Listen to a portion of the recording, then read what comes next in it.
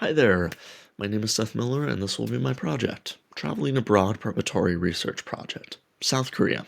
Let's go! First off, we have the geography and layout. South Korea is in the southern portion of the Korean Peninsula in the more eastern part of Asia. There's 9 main provinces, which include Gyeonggi, Gangwon, North Gyeonggi, South Gyeonggi, North Gyeongsang, South Gyeongsang, North Jeolla, South Jeolla, and Jeju. This only borders North Korea, breaking in about an area of 99,720 square feet, or square kilometers, with more than 3,000 islands. Mainland South Korea consists of mainly mountainous regions, with the western area bringing coastal plains and valleys. The highest point is Mount Yeonggi in Halasan in the island of Jeju. The common natural resources across the area include coal, tungsten, graphite, molybdenum, lead, and hydropower potential. The population density and expansion is that it kind of results in Gangwon as the most least populated province, while Gyeonggi, that contains Seoul, and Jeon, are highly populated. And then this is a map of South Korea.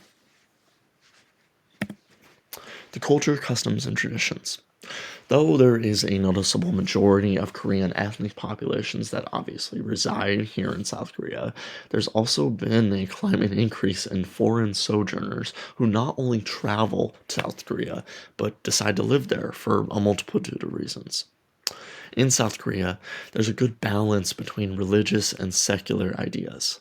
Society really prides itself on forming certain notions and communities, basing many of their traditions based on faith-based systems, like in Christian or Catholic settings. Despite this, however, there's also a newer generation who have this kind of more less conservative leaning individual based system and find themselves not really prescribing to any form of religion in the first place.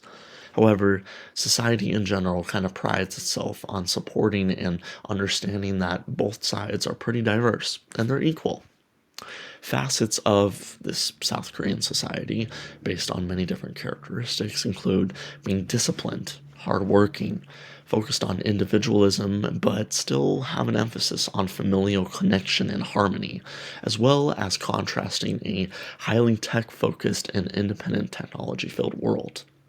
There's a lot of Confucian ideals also that support ideas of selflessness. Then we have the power distance, individualism, motivation, uncertainty avoidance, long-term orientation, and indulgence. For long-term orientation, which is our highest one, we have this blend of traditional and past influences, as well as a new and more modern technology that is clearly abundant here. There's a sense of pragmatic behaviors that are prioritized, and there's a concern and forethought into the future establishment of how South Korean society is established and how it's blended with those more modern ways in a variety of aspects. And then for our lower one and our least one is indulgence. There's an idea of cynicism and pessimism that occurs with a high emphasis on restraint. Social norms influence this and are taken into account, especially consider the actual influence of how leisure and indulgence is experienced and really considered taboo in this society. Then we have the language basics. The official language of South Korea is Korean, with it set into 3 different areas. The Korean script is the primary Hangul, with the secondary Hanja, with Hanja being mainly a Chinese borrowing. There's Chinese script that borrows into the South Korean script and language and how it's understood in different contexts. The characteristics include 24 letters, the blocks of letters instead of letters strung together like in the Latin alphabet.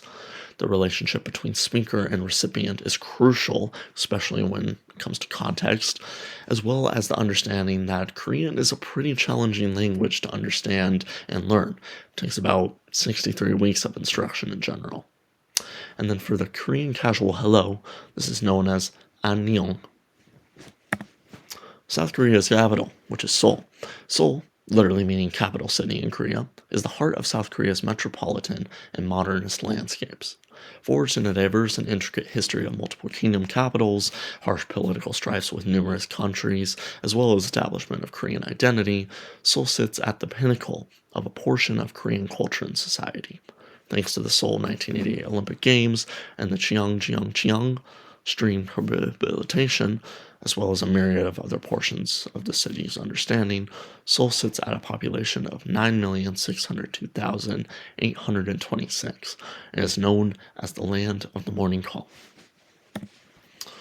This is a South Korean proverb, which basically means there are no wise men but not enjoying watching other people's house burning, which basically means people are always interested, no matter what.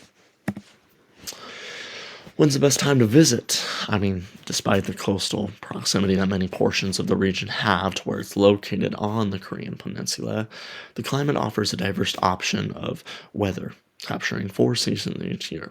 The northern area of South Korea is cold and graces much snowfall, while the opposite, obviously, the southern parts are more drier and still brings in strong winds and rain. This is spring on the left, and this is autumn on the right. Travel requirements. Is there a visa needed? It depends on the circumstance. Most travelers may need or can enter into South Korea visa-free, while others may need a short-term visa depending on what they need. Visa basics. When it comes to the visa itself, you can apply at a Korean embassy and consulate before you travel. And usually the documents brought or needed are a passport, your actual visa application, as well as specific purpose documents like why you're traveling and why you need the visa in the specific first place. Usually for most travelers and tourist options though, there's up to a 90-day stay with a longer may needing visa approval and alien registration. If work is issued or done in South Korea as a foreigner or visa traveler, it must be done through that type of visa, otherwise it can't be done. Transportation. There's 92 registered airports. A T-Money card is kind of essential here. It's a universal card that is used to pay for transportation across South Korea. It's also used in convenience stores, fast food restaurants, and has multiple additions so more benefits can be ensured. Types of transportation across South Korea include city buses, subways, taxis, express buses, and trains. Public transportation in highly populated areas such as Seoul or Busan are extremely potent and needed. Driver's license also can be transferred from other countries to South Korea under the right documents. For dining and food experiences, we have kind of an overview and etiquette, which includes seafood and fish being popular with daily soups and vegetables. Rice is common, with chili being a common ingredient and staple. Dining tables are lower to the floor. Banchan, which are side dishes, are an epitome of Korean dining, leaving bowls on the table instead of lifting them, also glasses, with both hands, while receiving. Farthest person is the eldest, and waiting for cues from older members are a big staple of etiquette within Korean dining. Traditional recipes include kimchi jeon, tteokguk, bibimbap, kimchi mandu, hot tteok, and soju. Those are traditional recipes within traditional Korean cuisine. And as for street food, thanks to newer generations' rapid and diverse mobility, plus time constraint of work life in South Korea, late night stalls along the way home are natural parts of everyday daily life. Snack foods are common, abundant, and full of life that truly symbolize Korean accessibility and comfort. And as for popular sites and attractions, the Gwangjang Market, the Jeju Island, Busan are all epitomes of what South Korea has to offer for travelers and locals alike. Joel Marin, which is he's an expat and made a blog based in living in South Korea, said this quote that I thought really resonated with me. And he said, "The things that make expat life in Korea so meaningful and worthwhile for me are often the little things in life.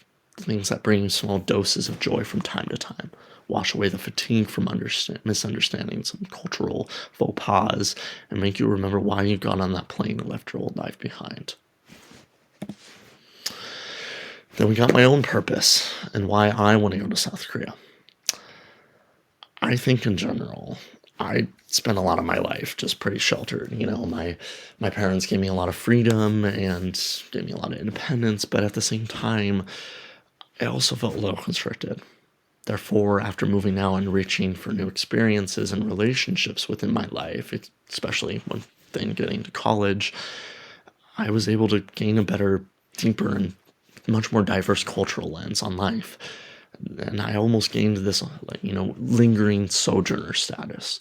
This status that develops my interest for new things, new opportunities, and really wants me to get out what I'm used to and really get to something different, which is why I'm hoping to get my degree in education and hoping to teach abroad. And while I do think that Thailand is a big place on my radar, also, there's this gripe that South Korea has on me and the lifestyle and the culture and the way of tradition that it has on me so much that it makes me hungry to reach for more ways to connect to it. Then we have our activity, which will be done in class. And that's it. I really appreciate you listening in and seeing my travel abroad preparatory research.